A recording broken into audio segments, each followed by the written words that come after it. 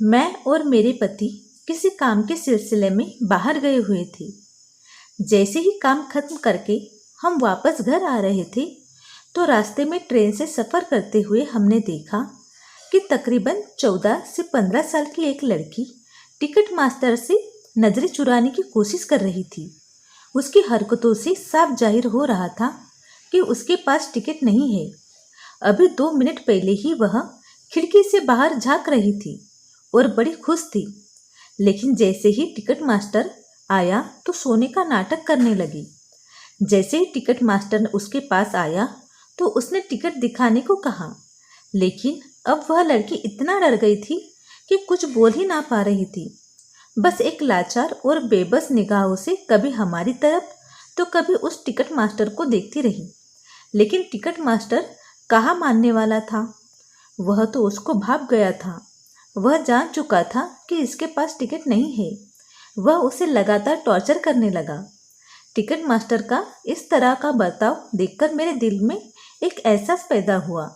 मैंने अपने पति से कहा कि यह बेचारी लड़की जात है और यह टिकट मास्टर बदतमीजी पर उतर आया है। आप ही इस लड़की का किराया दे दीजिए। ऐसा ना हो कि भरी ट्रेन में इस छोटी सी बच्ची का तमाशा बन जाए। मेरे पति समझदार थे। उन्होंने मेरी बात मानकर टिकट मास्टर को बुलाकर कहा कि इस लड़की का किराया मैं दे रहा हूँ, लिहाजा वह उसे कुछ ना कहे। टिकट मास्टर पैसे लेकर चला गया, जबकि उस लड़की की आंखें आंसुओं से भर चुकी थी। वह अपनी पलकों को तेजी से झपकाते हुए अपने आंसुओं को रोकने की कोशिश कर रही थी, मगर देखने में ऐसा लग रहा था कि वह कुछ ही पलों में फूट फूट कर रोने वाली है। वह एक लाचार और बेबस निगाहों से बार बार हमें देख रही थी। मैंने उसे मुस्कुराकर तसल्ली दी और कहा, बेटी तुम मेरे पास वाली सीट पर आकर बैठ जाओ। वह मेरे पास आकर बैठ गई। मैंने पूछा, तुम्हारा नाम क्या है? मेरा नाम स्वीटी है। मैं पिछले स्टेशन से ट्रेन में बैठी हूँ। मैंने पूछा, बेटी तुम्हें जाना कहाँ है? मेरे इस सवाल पर उसकी आंखों में आंसू आ गए। बोली, मेरा कोई ठिकाना नहीं है और ना ही मेरी कोई मंजिल है। मेरे माँ बाप ने मुझे घर से निकाल दिया है। इतना कहकर वह फूट फूट कर रोने लगी। उसकी आंखों से आंसू का दरिया बहने लगा था। उसे देखकर मेरा दिल तड़प उठा। मैंने अपने पति की तरफ देखा और कहा, क्यों ना हम इस लड़की को अपने घर ले चले? तो वह बोले, कैसी बात कर रही हो? इसे कुछ पैसे दे देते ताकि अपना बंदोबस्त कर सके। लेकिन मैंने कहा, यह एक लड़की है और इसकी उम्र भी ज़्यादा नहीं है। बेचारी कहाँ जाएगी? यह इस दुनिया में अकेली कैसे गुजार पाएगी? वैसे भी इस दुनिया में दरिंदों की कोई कमी नहीं है। अगर किसी को पता लगा कि यह बच्ची अकेली है तो हो सकता है यह कल किसी कोठे पर मिले या फिर कोई इसको कहीं सुनसान राहों पर ले जाकर इसकी ज़िंदगी बर्बाद करके हमेशा हमेशा के लिए दर दर भटकने पर मजबूर कर दे। और वैसे भी तुम्हें तो पता ही है, हमारे पास अभी कोई औलाद नहीं है। अगर हम इसको ले जाएंगे तो मुझे भी कुछ सहारा मिल जाएगा। इसको पढ़ा लिखा कर 4-5 साल के बाद इसकी किसी अच्छे घर में शादी करा देंगे और इस तरह से इस बच्ची की जिंदगी भी बर्बाद होने से बच जाएगी। मेरे पति मेरी बातों को सुनकर उसे घर लाने के लिए तो राजी हो गए, लेकिन वह फिर भी इस बात के खिलाफ थे। मैंने उस बच्ची को जब यह बात बताई कि मैं उसे अपने घर लेकर जा रही हूँ तो वह बहुत खुश हुई और बोली, मैं आपका यह एहसान कभी नहीं भूलूंगी। मुझे उसकी यह बात बहुत भली लगी, मगर जब मैं उसे घर लेकर आई तो घर में एक तहलका मच गया। मेरी सास मुझ पर चिल्लाने लगी, तुम पागल हो गई हो क्या? किसी अनजान लड़की को अपने घर में रखोगी? जानती भी हो आजकल लोगों ने घरों में लूट करके यह अच्छा तरीका अपनाया हुआ है। पहले घर में अपना बनाकर घुसते हैं, उसके बाद घात लगाकर सब कुछ लूटकर भाग जाते हैं। बहू, कहीं ऐसा ना हो कि तुम्हें यह महंगा पड़ जाए। मगर मैंने अपनी सास की कही हुई बात ना सुनी। सास की बातें सुनकर मेरे दिमाग में सिर्फ एक ही ख्याल चल रहा था कि मेरी सास पूरे घर का काम हमेशा मुझसे ही करवाना चाहती है। वह नहीं चाहती कि कोई घर के काम में मेरा हाथ बटा दे, इसलिए वह मुझे बार बार मना कर रही थी। वह इसी तरह दिन लगातार गुजरने लगे। दिन, महीने और साल में गुजरते चले गए।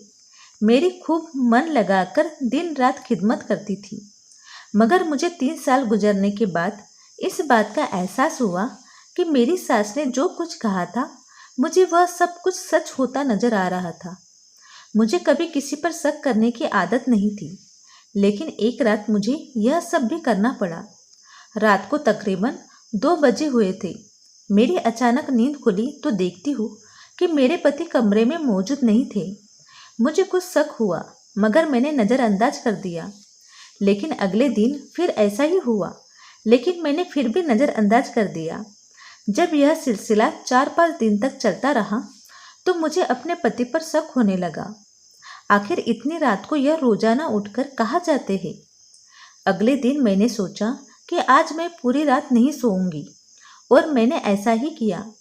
लाख नींद आने के बावजूद भी मैंने नींद को खुद पर हावी नहीं होने दिया। जैसे ही रात के 2 बजे मेरे पति कमरे से बाहर निकले, मैं भी आहिस्ता आहिस्ता कदमों के साथ उनके पीछे पीछे चल पड़ी। मैंने देखा कि मेरे पति के कदम स्वीटी के कमरे की तरफ बढ़ रहे थे। मन ही मन मुझे बहुत दुख हो रहा था कि कहीं यह बात सच ना हो, और साथ ही साथ मुझे अपनी सास की बातें भी याद आ रही थी कि काश मैं उस वक्त अपनी सास की बातें मान लेती। लेकिन मैं खुद को अपनी सास की नज़रों में हारा हुआ साबित नहीं करना चाहती थी। जैसे ही मेरे पति धीरे से दरवाज़ा खोलकर कमरे के अंदर दाखिल हुए, तो मैं भी दरवाजे के पास छुपकर उन्हें देखने लगी। स्वीटी का चेहरा देखा तो बिल्कुल भी खुश नहीं था। वह देखने में बिल्कुल ऐसी लग रही थी जैसे कि उसे कोई गम खा रहा हो। उसने मेरे पति को देखते ही मुंह फेर लिया, लेकिन मेरे पति उसे घूर घूर कर देख रहे थे और बार बार उसकी तरफ हाथ बढ़ाकर इशारों इशारों में ही उससे कुछ बताने की कोशिश भी कर रहे थे। लेकिन स्वीटी खुद को पीछे और धकेल रही थी। यह सब देखकर मैं हैरान हो गई। मैं अपने होश खो बैठे और मुझे ऐसा महसूस हुआ जैसे कि मेरे पैरों के नीचे से जमीन ही खिसक गई हो। मैं तुरंत तेजी से के साथ भागकर अपने कमरे में आई और जोरों से रोने लगी। अब मेरा शक यकीन में बदल गया था, लेकिन मैं कर भी क्या सकती थी? मैं किसी को कुछ बता भी नहीं सकती थी, क्योंकि मैं ही इस लड़की को जबरदस्ती अपने घर ले आई थी। अगर मैंने किसी को इसके बारे में कुछ भी बताया तो मेरी बहुत बदनामी होगी। मेरी सास और खानदान वाले मुझे ताने देकर ही मार डालेंगे। अगले दिन स्वीटी ने मुझसे कहा कि या तो मुझे अपने कमरे में या फिर दादी अम्मा के पास रहने की इजाज़त दे। मैं इसकी यह बातें सुनकर हैरान थी। मैंने उससे कहा, आखिर ऐसी क्या बात है जिसकी वजह से तुम अपना कमरा बदलना चाहती हो? वह कुछ ना बोली और चुप हो गई, लेकिन देखने में बिल्कुल ऐसा लग रहा था जैसे वह बहुत डरी हुई है। मैंने उससे ज़बरदस्ती पूछने की कोशिश की कि आखिर बात क्या है, लेकिन उसने सिर्फ इतना ही जवाब दिया कि मुझे अकेले में डर लगता है, और इतना कहकर उसने बात को रफा दफा कर दिया। लेकिन उसकी यह बातें सुनकर मैं अंदर से खुश थी, क्योंकि मैं समझ चुकी थी कि शायद इस लड़की की कोई गलती नहीं है। हो सकता है कि सारी गलती मेरे पति की ही हो, वही इसको ज़बरदस्ती टॉर्चर कर रहा हो। मैंने अपनी सास से स्वीटी को उसके कमरे में रहने की इजाज़त देने के लिए बात की, लेकिन मेरी सास ने साफ मना कर दिया। कुछ दिन बाद खुदा का करना ऐसा हुआ कि मेरे पति की ट्रांसफ़र हो गई और वह जॉब करने के लिए किसी दूसरे शहर चले गए। अब स्वीटी मुझे खुश नज़र आ रही थी। ऐसा लग रहा था जैसे कि अब उसे मैं कहीं और नहीं भेजना चाहती थी, क्योंकि मैं नहीं चाहती थी कि लोग मुझ पर उंगलियां उठाए कि जवान बेसहारा लड़की को घर से निकाल दिया। और वैसे भी मैं उसे उसकी हिफाजत करने के लिए ही लेकर आई थी। मेरे पति को गए हुए करीब 2 महीने ही गुजरे थे कि मुझे वह खुशखबरी मिली जिसे सुनने के लिए हर इंसान के कान तरसते हैं। मैं माँ बनने वाली थी और खुशी से फूले ना समा रही थी। किसी बात का डर ना था, मगर अपनी सास का रवैया देखकर मुझे बहुत मायूस हुई। यह बात सुनने के बाद भी वह मेरे साथ अच्छा बर्ताव नहीं कर रही थी। बच्चे की पैदाइश में चंद दिन ही रह गए थे। स्वीटी ने मेरी बहुत सेवा की, मगर कुछ दिनों से मैं महसूस कर रही थी कि वह अपना चेहरा ढककर रहती है। मैं उसे ऐसे देखकर मैं समझ नहीं पा रही थी कि वह ऐसा क्यों कर रही है। मैंने एक दिन स्वीटी से पूछ ही लिया तो वह बोली, मेरे चेहरे की स्किन पर दाने निकले हुए हैं जिन्हें मैं छुपाकर रखने में बेहतर समझती हूँ। मुझे अफसोस हुआ। मैंने सोचा उसे किसी स्किन स्पेशलिस्ट के पास ले जाऊंगी, फिर वक्त ही नहीं मिला स्वीटी के बारे में सोचने का। होश ही नहीं रहा क्योंकि मेरी डिलीवरी का टाइम बहुत नज़दीक था और आखिरकार वह दिन भी आ गया जब मेरे यहाँ बेटा पैदा हुआ। मेरी सास भी पोते को देखकर मेरी कदर करने लगी। बच्चे की पैदाइश के मौके पर दाई ने मेरा बहुत साथ दिया। बच्चे के मामले से फायरिंग होकर उन्होंने स्वीटी को पास बुलाया और बोली, बेटी मेरी बात गौर से सुनो, तुम्हारी माँ की हालत नाजुक है। ऐसे में उन्हें 40 दिन तक लगातार मालिश की जरूरत है, वरना यह बीमार भी पड़ सकती है। और ऐसे दिनों में अगर सर्दी वगैरह का मौसम हो तो फिर सारी उम्र यह दर्द जोड़ों से नहीं जाता। अगर अपना ख्याल ना रखा तो उम्र भर सेहतमंद नहीं हो सकेगी, बल्कि दूसरे के बच्चे की पैदाइश के वक्त भी ज़्यादा परेशानी होगी। दाई और सास की बातों ने मुझे डरा दिया था। उन्होंने मुझसे विनती की मुझे रोजाना वक्त पर मालिश करा दिया करे। दाई की बात सुनकर स्वीटी उलझन में पड़ गई। बोली, मैं आपके बाकी सारे काम कर दूंगी, मुझे इस तरह के कामों से दूरी रखे। और वैसे भी मुझे इस तरह के कामों का कोई तजुर्बा नहीं। भगवान ना करे कि अगर मुझसे कोई गलती हो गई तो मुझे ही जिम्मेदार ठहराया जाएगा। इतना कहना था कि मेरी सास गुस्से से लाल हो गई। लड़की, तुझे शर्म नहीं आती? इतने सालों से तुझे इस घर में बिठाकर खिला रहे हैं, तुझे मना करते हुए शर्म नहीं आ रही? आखिर तू ऐसा बोल भी कैसे सकती है? जब यह वक्त खुद तुझ पर आएगा तो तब समझ आएगी। चल, जितना कहा है उतना कर।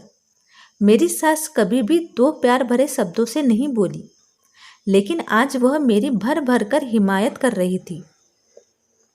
उस दिन के बाद से स्वीटी मेरी रोज मालिश करने लगी, मगर उसका चेहरा अक्सर मायूस से ढका होता था। एक दिन इत्तेफाक से ऐसा हुआ कि स्वीटी मेरे बाजू की मालिश कर रही थी। शायद भगवान को यह सच दिखाना था। अचानक ही उसके चेहरे से नकाब गिर गया। मैं स्वीटी को देखकर हैरान रह गई। मेरी आंखें उसके चेहरे को देखकर फटी की फटी रह गई।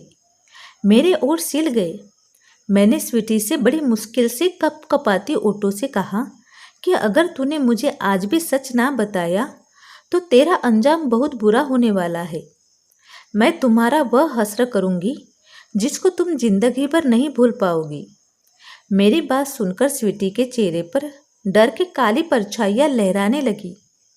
मैंने कहा, स्वीटी, अगर तुम सच बता दोगी तो मैं खुदा की कसम किसी से तुम्हारे बारे में कुछ नहीं कहूँगी, लेकिन अगर तुमने मुझसे झूठ बोला तो मैं तुम्हें अभी और इसी वक्त पुलिस के हवाले कर दूंगी। डरते हुए ओठों से बोली, मेरा ताल्लुक एक निहायत ही गरीब घराने से है, मगर गरीब होने के साथ साथ हमारे घर परिवार में अंधविश्वास भी भरा पड़ा है। मेरे माँ बाप जो बेटियों को पैदा इसके हमेशा से खिलाफ थे, उन्हें भगवान ने 5 बेटियां दी थी।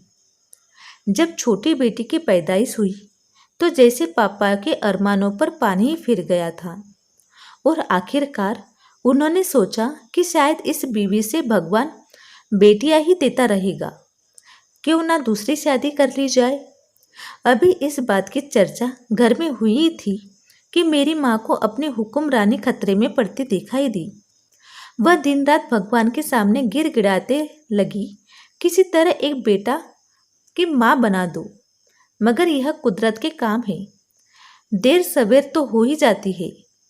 एक दिन वह उदास बैठी थी कि एक औरत मेरी माँ के पास आई और बताया कि पड़ोस के गांव में एक तांत्रिक आया हुआ है।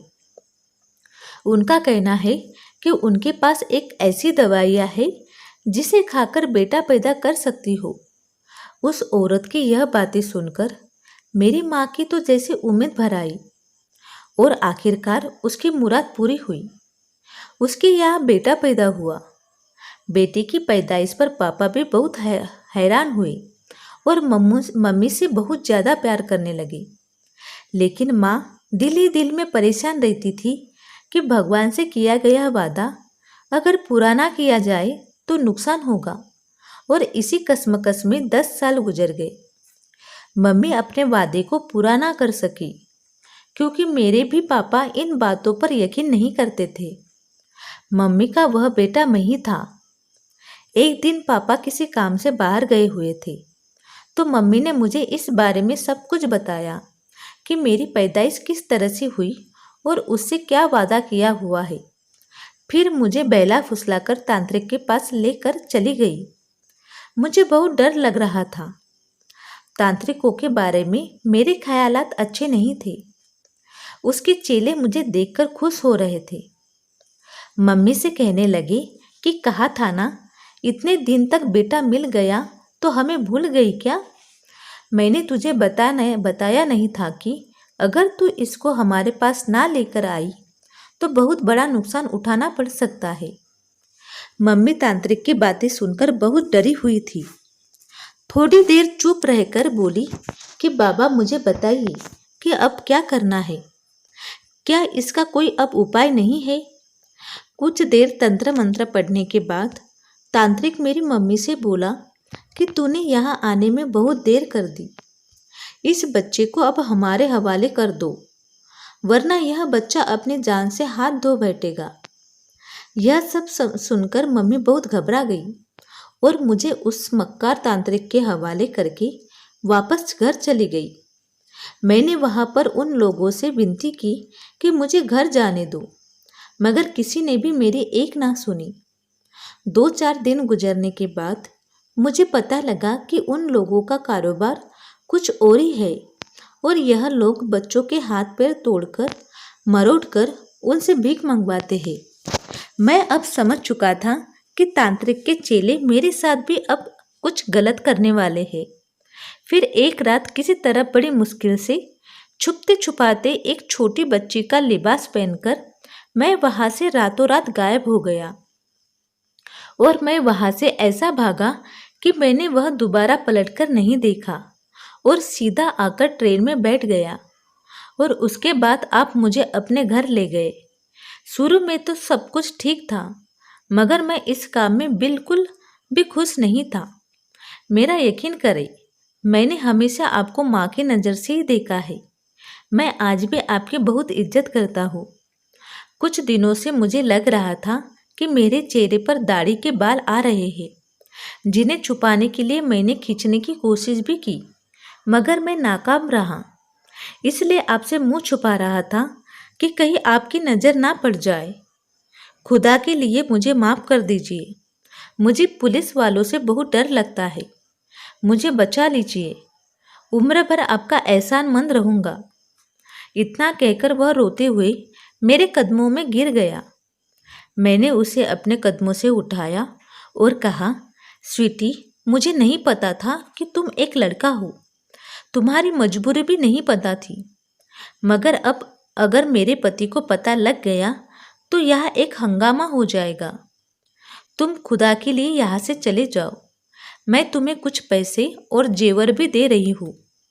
उन्हें इस्तेमाल में लाकर अपने लिए कुछ बेहतर करने की कोशिश करो, मगर यह नज़र मत आना, वरना मेरी जिंदगी मुश्किल में पड़ जाएगी। मैंने उसे अपनी अलमारी से निकालकर चंद जेवर और कुछ पैसे भी दे दी ताकि वह उन्हें बेचकर अपना गुजारा कर सके। और उस दिन के बाद से लड़की का नाम लेकर घूमने वाला स्वीटी नाम का लड़का मुझे अपने घर के आसपास कहीं नजर नहीं आया।